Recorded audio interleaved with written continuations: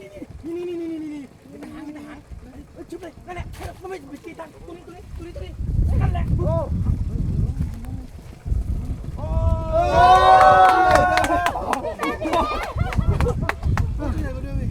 เป็นลม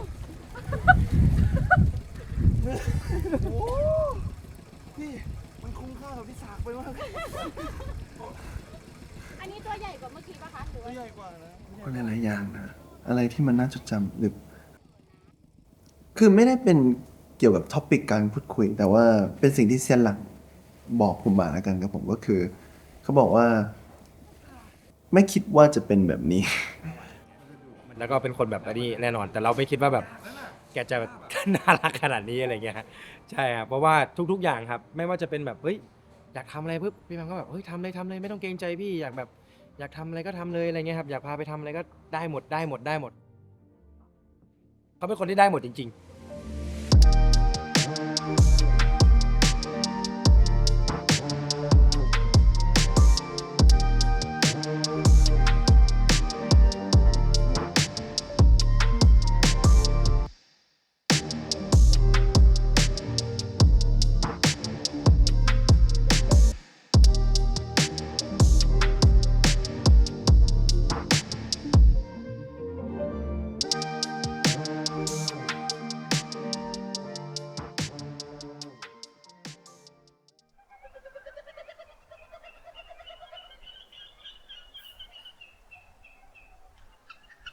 ก็น่าจะเป็นตอนเด็กๆนะครับผมตอนนี้อยู่หมู่บ้านก็คือ ตอนนั้นมันยังไม่มีสมาร์ทโฟน ทุกเย็นหลังจากเลิกเรียนแล้วเนี่ยทุกคนเด็กที่อยู่ในหมู่บ้านทุกคนนะผมจะสนิทกันมากๆเลย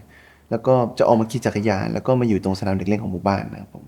วิ่งไล่จับซ่อนแอบอะไรอย่างเงี้ยผมแล้วก็แบบเล่นกับหมากับแมวในหมู่บ้าน อันนั้นจำได้นะแล้วก็ตอนอากาศของตอนนั้นกับอากาศของตอนเนี้ยของโลกตอนเนี้ยมันไม่เหมือนกันครับผมตอนนั้นมันจะมีกลิ่นที่แบบ ถึงกินความทรงจำที่เดี๋ยวนี้ผมไม่ค่อยได้กินนั่นแหละครับผมตอนนั้นโอ้ยจำไม่ได้แต่ถ้าเป็นตอนเด็กๆเลยก็น่าจะแบบ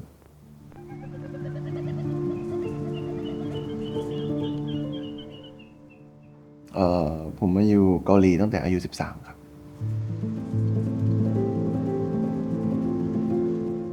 หลายๆคนเขาจะชอบบอกนะครับแบบเนี่ยมาอยู่ตั้งแต่เด็กๆอะแบบน่าจะเหนื่อยน่าจะนู่นน่าจะนี่ใช่ไหมครับผมถามว่าช่วงเหนื่อยมันไม่ได้มาช่วงแรกครับช่วงเหนื่อยมันอยู่หลังๆครับผม ถึงจะคุยไม่รู้เรื่องหรือยังไงก็ตามเนี่ยแล้วแบบผมรู้สึกทุกอย่างมันแปลกใหม่แล้วแค่กับเรื่องเล็กๆน้อยๆเนี่ยผมก็แบบเอนจอยกับทุกอย่างมากๆครับผมคือแบบได้กินของใหม่ได้อยู่ในแบบสภาพแวดล้อมใหม่ๆอากาศใหม่ๆเห็นหิมะครั้งแรกเอนจอยครับเอนจอยมากๆอาจจะแบบมีงงๆหน่อยว่าแบบว่าเราต้องทำอะไรเราทำถูกอยู่หรือเปล่าอะไรเงี้ยแต่ว่าตอนนั้นมันเด็กมากมันคิดไม่ถึงตรงนั้นหรอกครับผมช่วงแรกๆหลังจากเดบิวต์แล้วอะตั้งแต่อายุ17ถึงอาจจะประมาณ25-26ประมาณนี้แล้วกันครับผมก็คือเอาจริงๆตอนนั้นผมรู้นะว่าแบบมันก็แน่นอนอยู่แล้วว่าประเทศไทยอะเป็นบ้านเกิดของเราแต่ว่าไม่รู้ว่าแบบผมมาแต่เด็กหรือเปล่าแล้วแบบรู้สึกว่ามันไม่มีอะไรที่มันเป็นของตัวเองในประเทศไทยสักอย่างเลยอะครับผมอาจจะเป็นแบบบ้านหรือว่าสัตว์เลี้ยงที่ผมเลี้ยงอยู่เนี่ยก็แบบว่าก็อยู่ที่เกาหลีบ้านที่ผมอยู่ก็อยู่ที่เกาหลีเพื่อนผมก็อยู่ที่เกาหลีหมดตอนนั้นผมเลยรู้สึกว่าแบบว่าเมืองไทยมันไม่ได้แบบมันไม่มีอะไรสักอย่างที่มันเป็นของเราเลยตอนนั้นนอกจากไทเทิลที่คำว่าบ้านเกิดอย่างเดียวอะครับผม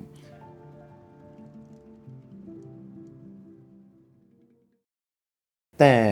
หลังจากอายุ26เป็นต้นไปเนี่ยพอได้รู้จักกับเพื่อนๆคนไทยแล้วก็พอได้แบบเราได้กลับไทยในนามโซโล่ลองได้พอมันทำงานโซโล่แล้วผมได้เจอกับทีมงานไทยหรือว่าพูดง่ายๆคือเจอคนไทยเยอะขึ้นเนี่ยตอนนั้นนะครับผมเริ่มรู้สึกว่าแบบเออมันก็บ้านเกิดเรานะอะไรอย่างเงี้ย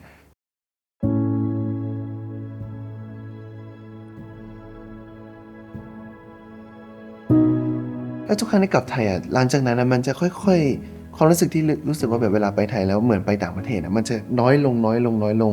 ผมรู้สึกว่าเมืองไทยเนี่ยเป็นบ้านจริงๆผมก็ลองไงว่าแบบโอเคถ้าเราจะปล่อยโฮมทาวน์เราต้องใช้ชีวิตที่ประเทศไทยบ้างต้องดูว่าเราอยู่ไทยแล้วเป็นยังไงก็เลยอยู่2 อาทิตย์แบบคนเดียวไม่มีแมเนเจอร์ไม่มีบริการไม่มีใครเลยแล้วพออยู่จริงๆอ่ะผมอยากจะบอกว่ามันเป็นช่วงเวลาชีวิตที่แบบทำไมเราเพิ่งจะมาใช้ชีวิตแบบนี้แบบการใช้ชีวิตที่ประเทศไทยแบบมันชดเชยชีวิตวัยรุ่นเด็กไทยคนหนึ่งที่มันหายไปแบบได้แบบว่าอิ่มใจมากๆครับผม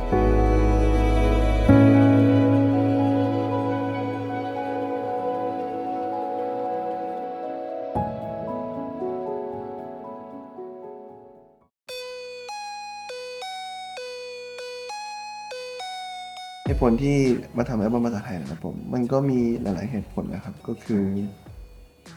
ตอนแรกมันจะเริ่มด้วยความคิดที่แบบแปลกใหม่น่าสนุกดีแล้วก็แบบอยากพอมาทำจริงๆแล้วเนี่ยผมรู้สึกว่าระหว่างที่ทำมันมีหลายๆความรู้สึกเพิ่มเข้ามาเยอะมากครับผมถ้าเกิดเราแบบว่ามีคนฟังเพลงเราแล้วก็มีคนซัพพอร์ตเราทั่วโลกแบบนี้อยู่แล้วไม่ว่าจะไกลแค่ไหนครับผมบางทีผมยังงงเลยแบบผมไปไกลมากๆนะก็ยังมีแฟนคลับอยู่ตรงนั้นอยู่ครับผมมันเป็นสิ่งที่ตกใจแล้วก็เซอร์ไพรส์ผมมากๆครับแต่ผมรู้สึกว่าถ้าเกิดเราเป็น K-pop แต่ว่าเราเป็นคนไทยเนี่ยทำไมเราไม่เป็นสะพานเชื่อมโยงระหว่าง K-pop T-pop แล้วก็ international ให้แบบว่ามันเปิดโลกกว้างผมก็คิดแบบถ้ามันไม่มีใครทำทำไมเราไม่ทำใช่ไหมครับผมให้เจอกับอะไรฉันก็ไม่หวั่นไหว Everything just feels right ก็เพราะเป็นเธอจะ green light ยกทั้งใจให้ไป just go with you I do พี่โอเคไหมครับหรือว่า พี่โอเค โอเคนะครับ ได้ โอ ค่ะ เคครับ เอาที่แบมโอเคได้เลย ได้ครับ ครับ พี่อิงกับผมขอลองอีกเวอร์ชันหนึ่งได้ไหมครับผม ได้ คำว่าให้อะครับมีเธออยู่ข้างฉันแค่นั้นก็พอใจให้เจอกับอะไรให้อะครับให้มันเหมือนเป็นเสียงลมไปเลยก็ได้ครับผม ได้ ให้เจอกับอะไรอะไรประมาณนี้นะครับผมแล้วก็คำว่าอะไรครับขอให้แอรี่สักรอบหนึ่งได้ไหมครับ อ๋อ แอรี่โอเค ครับผมอันนี้ผมจะอัดให้มัน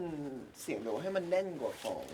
เดโมนิดนึงครับเดโมเขาอัดมาผมว่ามันเสียงมันแหลมไปนิดนึง สู้เราไม่ได้อยู่แล้วอะ โอ้ยไม่ผมไม่ได้เป็นคนร้องเพลงเก่งโอเคหานิดนึงแล้วก็ต่อเรื่อยๆยังไม่ได้ครับโอเคผมว่าไอ้คำว่าหลังจากไมค์ซองอะพี่มันจะเริ่มดีเลย์ครับผมเดี๋ยวเอาให้มันกลับขึ้นมาครึ่งหนึ่งครับครึ่งจังหวะ โอเค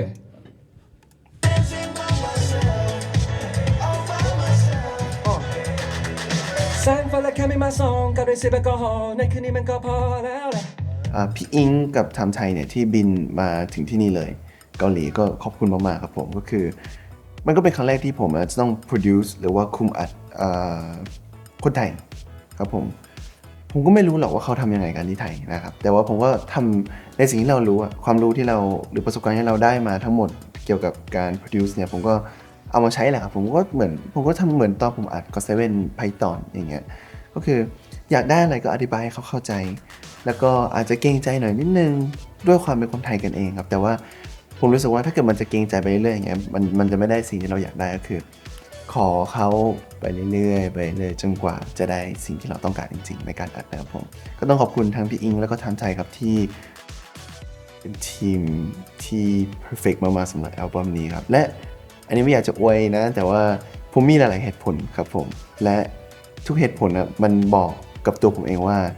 ต้องเป็นคนนี้เท่านั้นผมก็เลยเลือกมาเองทุกคนหมดเลยครับผมไม่ได้มีลิสต์หรือไม่ได้มีใครแนะนำไม่มีครับก็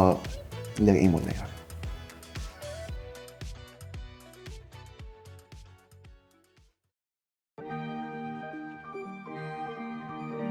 คือโฮมทาวน์เนี่ยมันก็ต้องบอกความเป็นคนไทยจริงๆครับไม่ใช่คนไทยที่แบบว่านักท่องเที่ยวหรือต่างชาติรู้ครับผมก็เลยแบบอยากสื่ออะไรที่คนไทยดูเองยังรู้เลยว่าแบบโอ้นี่มันแบบว่าเป็น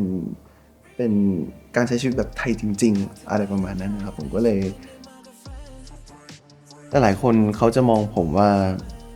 แบบอยู่เกาหลีเป็น K-pop artist แบบ โอเคแบบมีแฟนคลับเยอะอะไรอย่างเงี้ยคือเขาจะดูเหมือนแบบว่าจับต้องหรือแบบว่าแตะผมยากหรือแบบว่า ถึงมันจะมีพวกนั้นยังไงก็ตาม แต่ว่าถ้ามองถ้าเอาพวกนั้นออกแล้วมองแบบว่าแบมจริงๆผมก็เป็นวัยรุ่นคนหนึง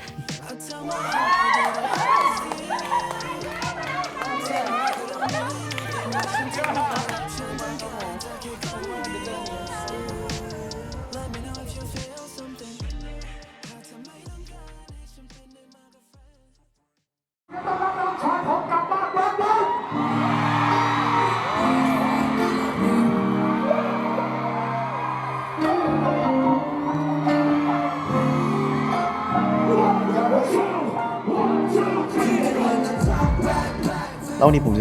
จะไม่ได้ปล่อยด้วยการที่ทำโชว์เคสหรือว่าโชว์ผมรู้สึกว่ามันซ้ำอะผมก็เลยอยากลองปล่อยด้วย releasing party ครับผม